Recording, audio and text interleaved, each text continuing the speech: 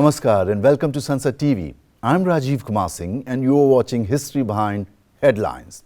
In this episode, we analyze the year 2025 through the prism of few defining events that reshaped India's priorities and direction.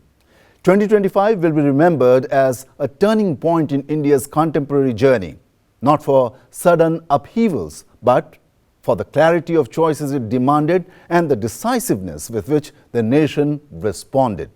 It was a year that tested India's institutions across critical domains: national security, economic resilience, democratic processes, governance capacity, space, and social cohesion. The responses to these challenges revealed a country no longer uncertain about its role in the world, yet acutely conscious of the responsibilities that come with scale, power, and ambition. Through this program, we revisit those moments, not as isolated headlines, but as interconnected developments that together defined India in 2025.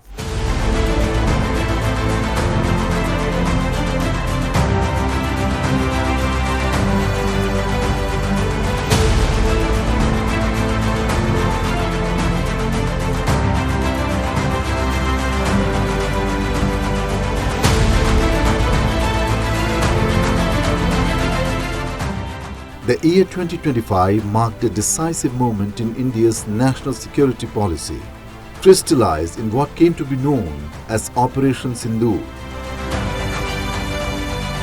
While the name itself became synonymous with strategic clarity and operational precision, its significance goes far beyond a single military action.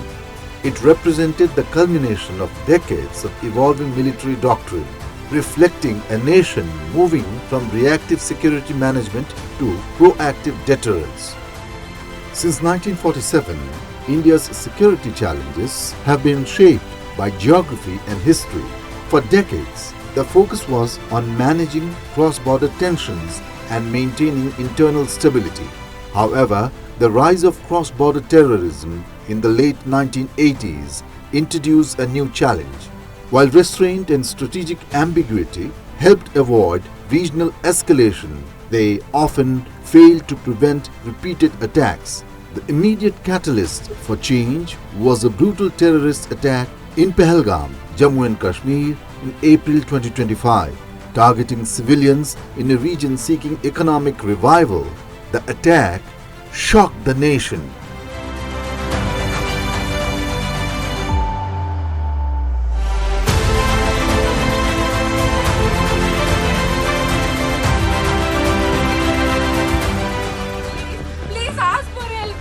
Okay, don't worry. You okay? You need a water, sir? अपने आप बोले ना मुझे। यहाँ पर थी, क्या बोलते भेलपुरी खा रही थी, मेरा पति साइड में था, एक इंसान आया, उसने उसको गोली मार दी। यहाँ पे उसने बोला कि ये शायद मुस्लिम नहीं है, उसने उसको गोली मार दी। Public debate generated a widespread demand for action, with citizens expecting the state to translate its security commitment into visible consequences. Operation Sindoor was the response. It signaled a new threshold in India's deterrence calculus.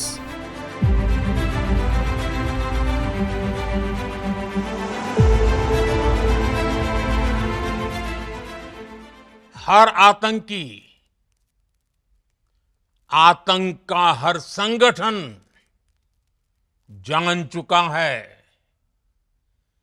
कि हमारी बहनों बेटियों के माथे से सिंदूर हटाने का अंजाम क्या होता है। साथियों, ऑपरेशन सिंदूर ये सिर्फ नाम नहीं है, ये देश के कोटि कोटि लोगों की भावनाओं का प्रतिबिंब है। ऑपरेशन सिंदूर न्याय की अखंड प्रतिज्ञा है।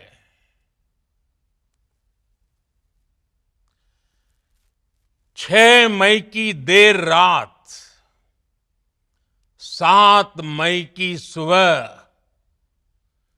पूरी दुनिया ने इस प्रतिज्ञा को परिणाम में बदलते देखा है। It made clear that India would act decisively against terror infrastructure beyond its borders. Keeping in mind of proportionality, strikes were measured to avoid full-scale war while imposing high costs and taking political ownership. The state publicly assumed responsibility, reinforcing legitimacy. Talking of the operational execution and military precision, the operation was characterized by meticulous interagency coordination. Human intelligence and satellite surveillance were synchronized to ensure minimal collateral damage. The success was not just material but psychological. It demonstrated that India's response thresholds had fundamentally changed. Talking of the international and doctrinal implications, globally, the operation was viewed as a shift to accountable assertiveness. By being transparent about their strikes, India framed itself as a responsible actor capable of self-defense within international norms. This redefined regional security calculations, proving that strategic patience is compatible with decisive action. As security doctrines evolved, so did the engine of the Indian economy. Despite challenges like US tariffs, 2025 reaffirmed India's position as resilient, self-confident economic power. This was the year of consolidation and institutional strengthening, headlined by the major rationalization of Goods and Services Tax, GST. To understand India's economic performance in 2025, one must look at the global stage. Advanced economies face slow growth and high debt, while trade was disrupted by geopolitical rivalries. Against this backdrop, India's performance stood out, driven by strong domestic demand and sustained public investment. India remained a bright spot in a volatile world. India's macroeconomic performance growth in 2025 was fueled by multiple engines. Services, IT and digital solutions expanded into new markets in Africa and Europe. Manufacturing, the Make in India initiative bore fruit in electronics and renewables. Public capex, massive investments in highways, ports and digital infrastructure created a multiplier effect. Implemented in 2017, the GST had reached a phase of maturity by 2025. Initial challenges like compliance complexity and inverted duty structures were addressed through deliberate program of rationalization.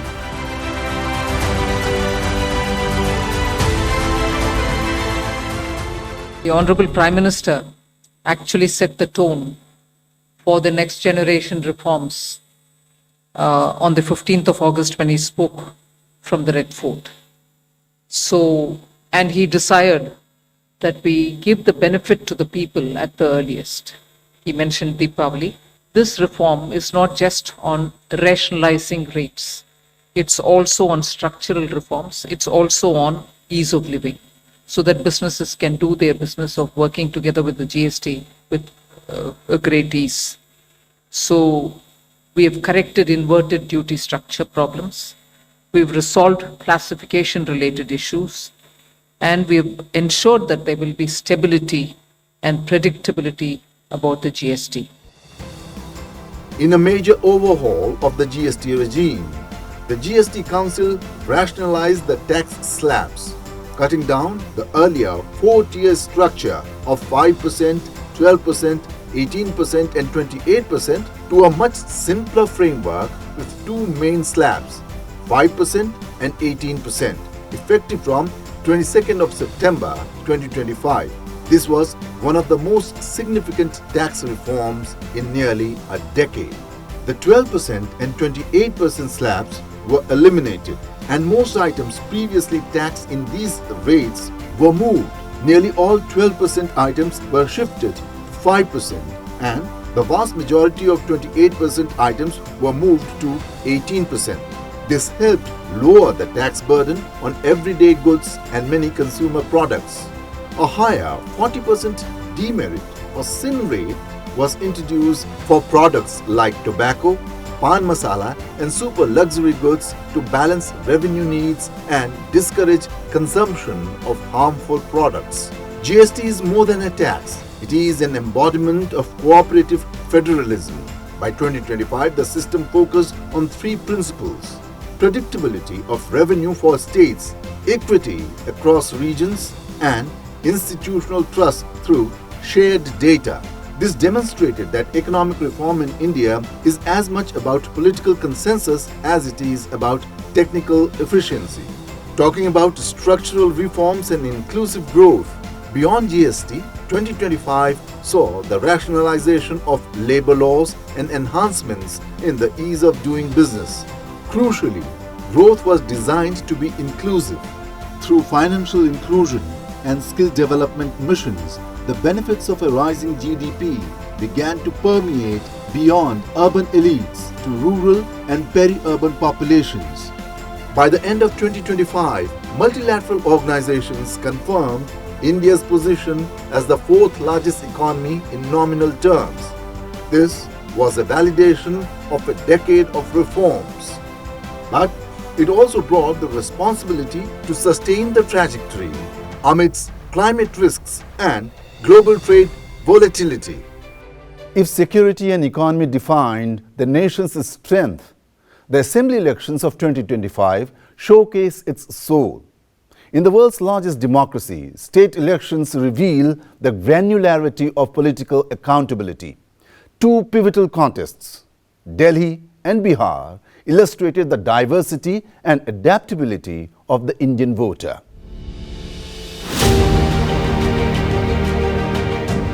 In the national capital, the 2025 campaign was a masterclass in urban governance.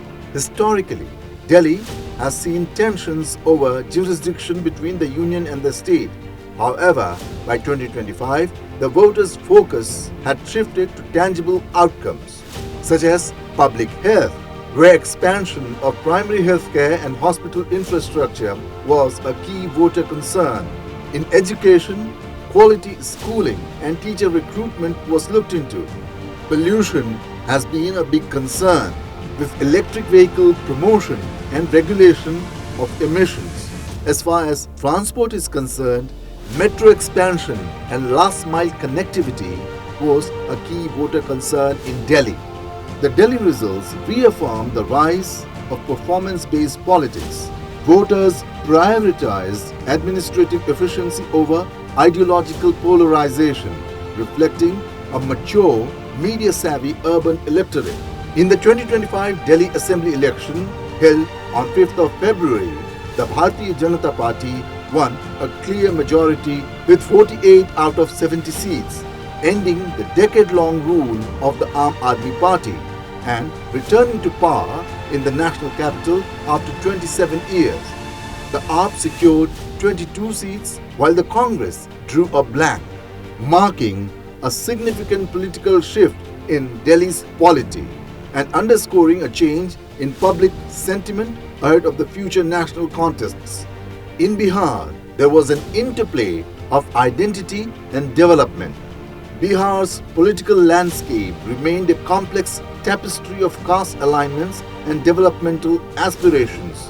The 2025 election came as a moment of heightened expectations. The top voter concerns in Bihar were employment and migration, addressing the economic prospects of rural youth, education and skills, improving vocational training and school infrastructure, welfare and social justice, equitable distribution of resources for marginalized communities, and infrastructure with roads, electricity and irrigation. In Bihar, campaign dynamics relied on regional alliances and local leadership credibility.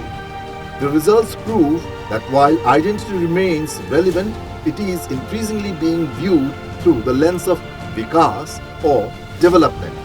The NDA returned to power with more than 200 seats in the assembly of 243. साथियों, बिहार के लोगों ने विकसित बिहार के लिए मतदान किया है। बिहार के लोगों ने समृद्ध बिहार के लिए मतदान किया है। मैंने चुनाव प्रचार के दौरान बिहार की जनता से रिकॉर्ड वोटिंग के लिए आग्रह किया था और बिहार के लोगों ने सारे रिकॉर्ड तोड़ दिए।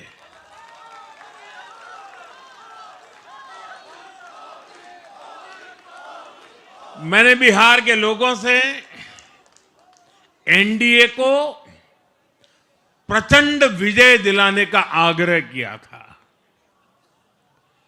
बिहार की जनता ने मेरा ये आग्रह भी माना। Comparing Delhi and Bihar provides a window into the Indian democratic experience. It shows that while urban and rural priorities differ, the demand for effective delivery is universal. Whether it is a high-tech hospital in Delhi or a new road in rural Bihar, performance is the ultimate currency of political legitimacy. 2025 was also a year of the Mahakumbh Mela. Millions converged at the sacred banks of the Ganga in Prayagraj. The Mahakumbh stands as the world's largest peaceful gathering, a testament to India's civilizational continuity.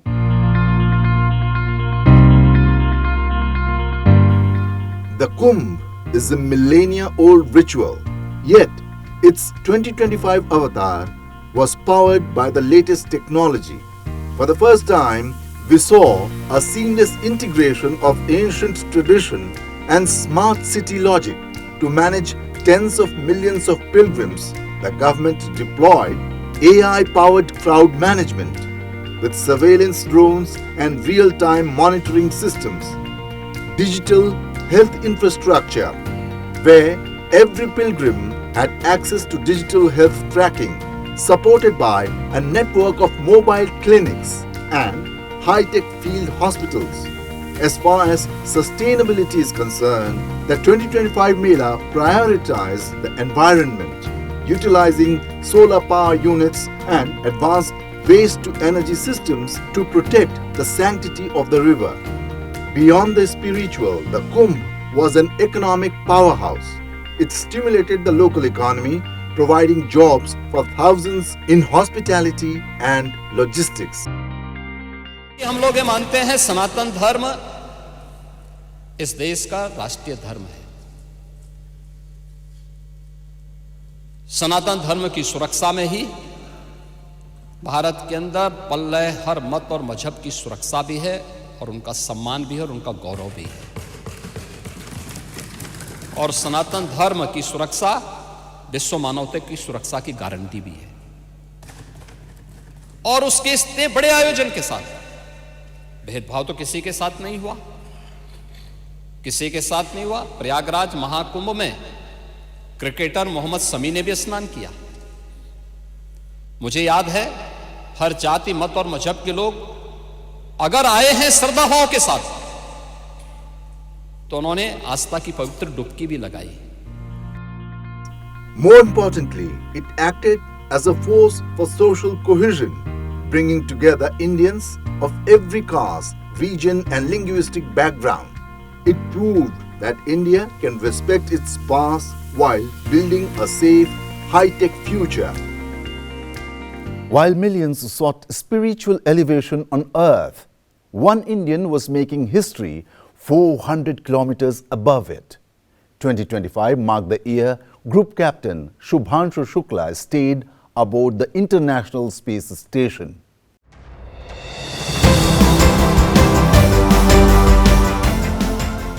This wasn't just a symbolic visit, it was a strategic necessity. As India prepares for its own Gaganyaan mission, Shubhanshu Shukla's stay at the International Space Station provided invaluable data on microgravity research, with experiments in human physiology and material science conducted by an Indian for Indian scientists. Mission logistics, real-world experience in life support systems and the psychological demands of long-term space flight. Diplomatic soft power. India joined a select group of nations capable of sustained human presence in space, cementing its status as a trusted global space partner. Shukla's mission signaled that India's space program has moved from robotic excellence to human spaceflight readiness. When Rakesh Sharma went to space, there was no Gaganyaan program in India. Beyond Rakesh Sharma, what is a program? There was no definition at that point in time, 41 years back. So it was just an event in the history of the space program. Yes, we had an Indian who went to space using a Russian craft, and he came back. Of course, it's a celebration for all of us for one of an Indian going to space for the first time. But then its outcome of that travel translating into something that is tangible for the country was not very visible at that point in time, because we were still grappling with the issues of developing space program for ourselves. But today, when we send someone up there, it is a different ball game. See, we have a program called Gaganyaan currently going on, and we have selected these astronauts for specifically that program, Gaganyaan, and they are waiting for Gaganyaan to become a reality. So while we send someone during this course of the period, the questions are many, and what the purpose of sending it becomes more relevant. The Axiom 4 mission that took Shubhanshu Shukla to the International Space Station was a quiet yet transformative victory for India's scientific temper, one whose dividends are destined to serve the nation in the years ahead. India's progress in 2025 was also met with a devastating reminder of human vulnerability. On June 12th, Flight Air India 171, a Boeing 787 Dreamliner, crashed shortly after takeoff from Ahmedabad. The tragedy underscored that even amid technological advancement and national progress, human life remains fragile.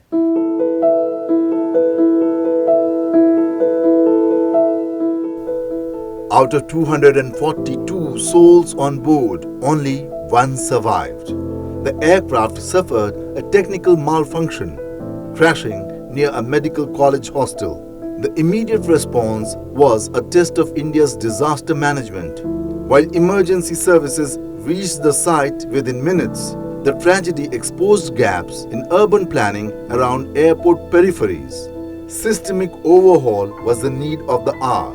The crash prompted a national soul-searching mission. The Directorate General of Civil Aviation, DGCA, launched a massive investigation leading to stricter maintenance audits with a total review of international flight protocols, safety transparency, a renewed focus on rebuilding public trust through transparent communication, urban risk mitigation, new guidelines for residential developments near airport runways.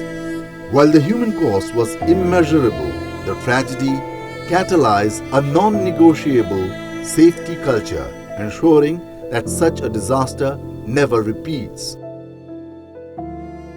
At a moment of transition, we look back on a year of extraordinary convergence, one that tested India and revealed its resolve. The legacy of 2025 is not just in the headlines it created, but in the character India displayed. India proved that it is a nation capable of acting, not impulsively, not hesitantly, but deliberately. The challenges of 2026, geopolitical shifts, climate risks, and urban infrastructure will be immense. But if 2025 is an indication, India has the institutional strength and the civilizational spirit to meet them head-on. Thank you for watching this special edition of History Behind Headlines. I'm RAJIV Kumar Singh. Namaskar.